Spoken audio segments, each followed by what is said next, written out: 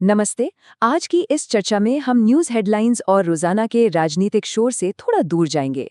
हम उन बुनियादी आर्थिक रणनीतियों और करेंसी की लड़ाइयों को गहराई से समझेंगे जो दरअसल यूएस और ईरान के बीच इस लंबे टकराव की सबसे बड़ी और असली वजह है।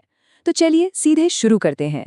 सोचिए, क्या हो अगर दशकों पुराना ये यूएस ईरान टकराव किसी विचारधारा या धर्म से ज्यादा इस बात पर टिका हो कि दुनिया भर में तेल खरीदने के लिए किस करेंसी का इस्तेमाल किया जा रहा है। ये एक ऐसी दिलचस्प बात है जो इस पूरी जियोपॉलिटिकल स्थिति को देखने का नजरिया ही बदल कर रख देती है। इस पूरे मुद्दे को आसानी से समझने के लिए हम इस जटिल शतरंज के खेल को 5 हिस्सों में बांटेंगे। पहला, पेट्रो डॉलर का उदय। दूसरा, न्यूक्लियर लेवरेज। तीसरा, ईरान का भौगोलिक किला। चौथा, स्ट्रेट ऑफ हर्मुस। और आखिर में आर्थिक युद्ध। तो सबसे पहले बात करते हैं पहले हिस्से की, पेट्रो डॉलर का उदय। आखिर इसने दुनिया की मैक्रो इकोनॉमिक्स की दिशा कैसे मोड़ दी? इसे समझने के लिए थोड़ा पीछे चलते हैं। 1951 में जब ईरान ने अपने तेल का राष्ट्रीयकरण किया, तभी से पश्चिमी देशों में खलबली मच गई थी। फिर आता है 1971 का मशहूर निक्सन शॉक, जब यूएस ने डॉलर के बदले गोल्ड देना बंद कर दिया। डॉलर पर से लोगों का विश्वास उठने ही वाला था कि 1974 में यूएस और सऊदी अरेबिया के बीच एक ऐतिहासिक समझौता हो गया। इस समझौते ने तय किया कि अब तेल सिर्फ और सिर्फ यूएस डॉलर में बेचा जाएगा। इस एक मास्टर स्ट्रोक ने दुनिया भर में डॉलर की डिमांड को हमेशा के लिए फिक्स कर दिया। और यहीं से शुरू होता है पेट्रो डॉलर रिसाइकलिंग का खेल। ये एक ऐसी जबरदस्त साइकिल है जहां तेल सिर्फ यूएस डॉलर्स में बिकता है। पर इन बेहिसाब डॉलर्स का आखिर होता क्या है? इन्हें वापस यूएस ट्रेजरी बॉन्ड्स और वहां की इकोनॉमी में इन्वेस्ट कर दिया जाता है। और इसके बदले में यूएस इन खाड़ी देशों को मिलिट्री प्रोटेक्शन यानी सुरक्षा की गारंटी देता है।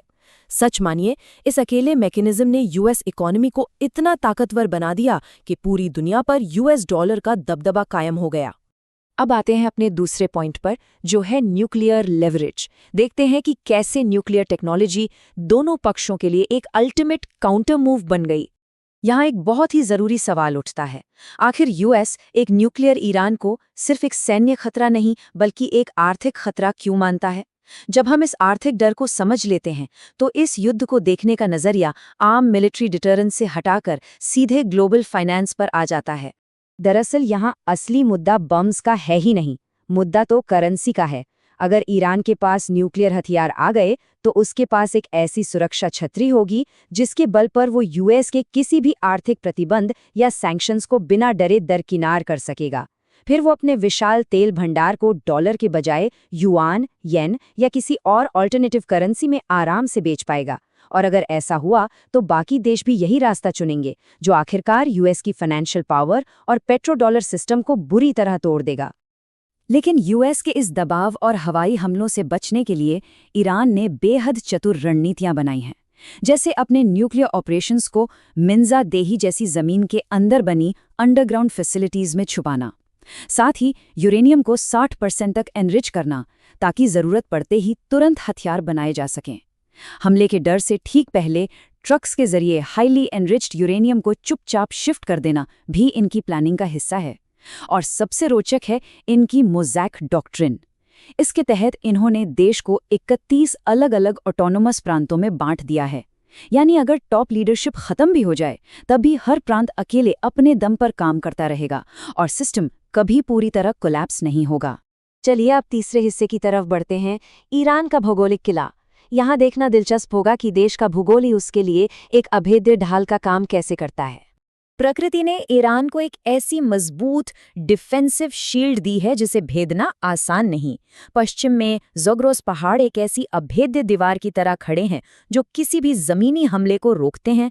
पिछले युद्धों में भी फौजें इसे पार नहीं कर पाई थीं। उत्तर की तरफ एल्बोर्ज माउंटेन्स अंडरग्राउंड मिसाइल शहरों को एक बेहतरीन कवर देते हैं। और इसका आकार, ये देश इराक से लगभग 4 गुना बड़ा है, जिसका मतलब है दुश्मन के किसी भी हवाई हमले का असर पूरी तरह डाइल्यूट हो जाता है। एक जगह हमला होने पर पूरा देश पैरालाइज नहीं होता। कन्वेंशनल वॉरफेयर ऐसी भौगोलिक स्थिति के सामने सच में लाचार नजर आती है। लेकिन सबसे चौंका देने वाली बात है इस युद्ध की आर्थिक असमानता, यानी पैसों का फर्क। एक तरफ ईरान के एक शाहिद ड्रोन को डिप्लॉय करने का खर्चा आता है करीब $20,000। वहीं दूसरी तरफ उसे हवा में ही रोकने के लिए एक यूएस थर्ड इंटरसेप्टर मिसाइल को फायर करने में लगभग $1.5 करोड़ लग जाते हैं। ध्यान दीजिए, $1.5 करोड़। ये सीधे तौर पर एक आर्थिक थकावट का युद्ध है। ईरान के सस्ते और भारी संख्या में भेजे गए ड्रोन्स ने कई बार सक्सेसफुली उन एडवांस्ड रेडार सिस्टम्स को बेअसर किया है जिनकी कीमत $30 लाख से भी ज़्यादा होती है। सस्ती, मास प्रोड्यूस टेक्नोलॉजी का इस्तेमाल करके किसी सुपर पावर के आर्थिक और रक्षा संसाधनों को तेज़ी से निचोड़ना, यही तो इस आधुनिक आर्थिक युद्ध की असली ताकत है। अब आते हैं चौथे हिस्से पर, द स्ट्रेट ऑफ हॉर्मोज। एक ऐसा छोटा सा भौगोलिक चोक पॉइंट जिसने पूरी दुनिया की इकोनॉमी को एक नाजुक संतुलन में पकड़ रखा है। 20%। ये आंकड़ा छोटा लग सकता है, पर यह सच में हैरान करने वाला है। ये पूरी दुनिया की कुल तेल आपूर्ति का वो हिस्सा है जिसे इस एक पतले पानी के रास्ते से गुजरना ही पड़ता है। और मजेदार बात यह है कि जहाज़ों के गुजरने की असली जगह यहाँ मुश्किल से 9 से 10 किलोमीटर चौड़ी है। इस रास्ते पर कंट्रोल होने का मतलब है पूरी दुनिया की सप्लाई चेन की सांसें रोकने की ताकत होना। और दुनिया के बड़े देश इस पतले जलमार्ग को लेकर बेहद वल्नरेबल हैं।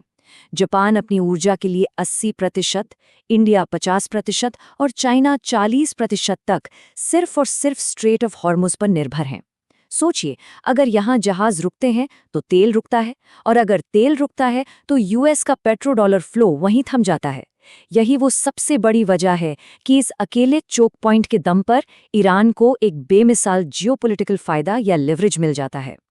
आखिर में बात करते हैं पांचवें हिस्से की, इकोनॉमिक वॉरफेयर और एस्केलेशन।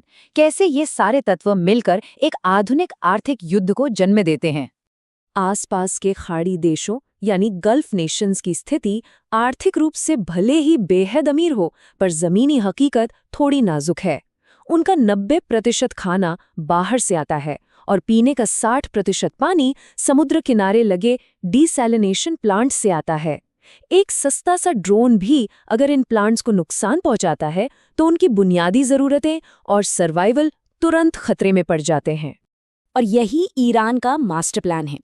जब वो इन कमजोरियों को निशाना बनाने की ताकत रखता है तो वो सीधे तौर पर यूएस द्वारा इन देशों को दी गई उन सिक्योरिटी गारंटीज को चुनौती देता है। याद रहे, इन्हीं गारंटीज के दम पर अरब देश पेट्रोडॉलर समझौते से बंधे हुए हैं।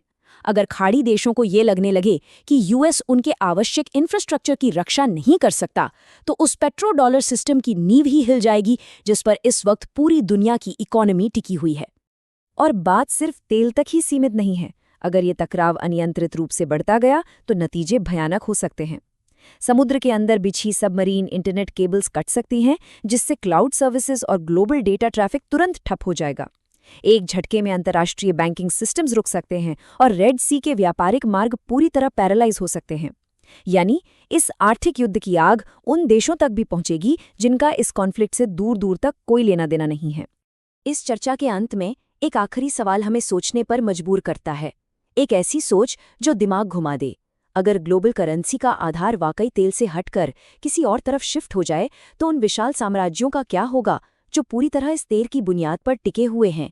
ग्लोबल करेंसी रिजर्व्स का ये नाजुक भविष्य और इस लंबे टकराव के पीछे छिपे असली आर्थिक दांव, ये सब हमें जियोपॉलिटिक्स की इन गहराइयों को बिल्कुल नए सिरे से समझने पर मजबूर करते हैं। धन्यवाद।